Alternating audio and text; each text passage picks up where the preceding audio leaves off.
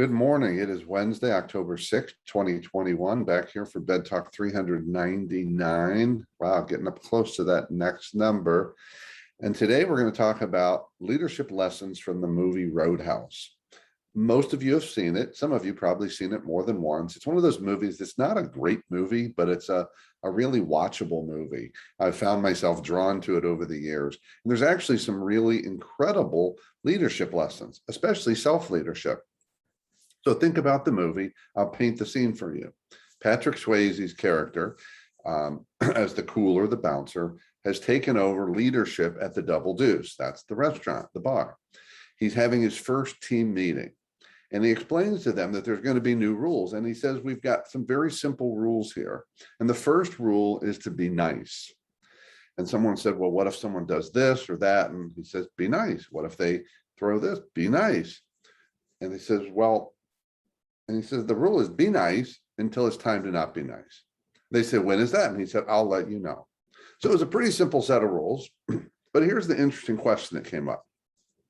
One of the other bouncers at the bar, who was sitting there with his arms crossed, clearly not bought in, clearly not engaged and committed, and all sorts of issues. And he says to Patrick Swayze's character, what if someone calls my mother a whore? Patrick Swayze pauses and looks at him and says, is she? Now, the man gets angry, but there's some profound wisdom in that exchange, because what he was saying is, if your mother's not a whore, why are you so upset? Or is she, and that is why you're upset? This may sound counterintuitive, but the reality is that most of the time we get triggered by the things that at some level we believe are true, even if we don't believe them are everyday behavior.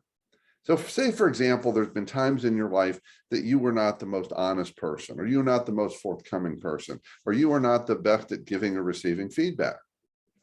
When someone shares some feedback with you that hits on something you've been working on, we can respond to that. We can defend that. We can often go in attack mode. It's because we might say that's not true, but there's this little voice that knows it still is. Or maybe it's the part of us we haven't gotten over the fact that we had all sorts of negative impacts in our life when we weren't so good at a certain thing, or so in line with certain values or not. So the point of all this from the wisdom of Roadhouse is that when we get triggered because of something that we experience as being true in whatever the exchange was. It's not because it's false. You know that old saying that methinks they protest too much? I think that's what that was really saying. Because if something's not true about me, why would I react to it? I would just let it roll off. But when it hits that nerve because it's still a bit of truth about me, that's when I get triggered. That's when I respond. So a fascinating leadership lesson, self-leadership, self-awareness, self-assessment, understanding your triggers, because as much as we can have emotional intelligence, we need to be really aware of and continue to dig into our triggers, because when we are triggered, we react. And when we react, we either defend or attack. And when we do that, we have impacts, especially on the people around us. And almost never are those reaffirming, positive, or empowering.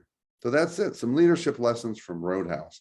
Keep taking care of yourself and everyone around you. And by all means, stay connected.